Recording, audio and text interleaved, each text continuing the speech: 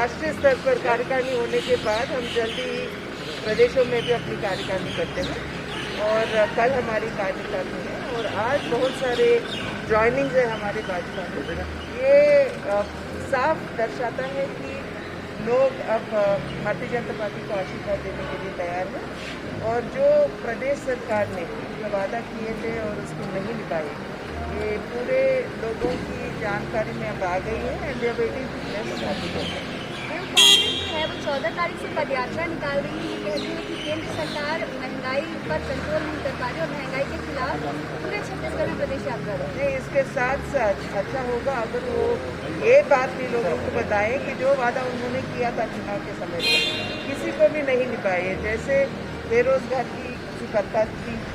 उसको नहीं निभाए, वैसे शराबी बंद का जो वादा किया था उसे नहीं निभाए। अब पूरे के पूरे अब प्रदेश में रेत की माफिया है, लिकर की माफिया है, इन सभी विषयों के बारे में भी उनको बताना है ना, ये भी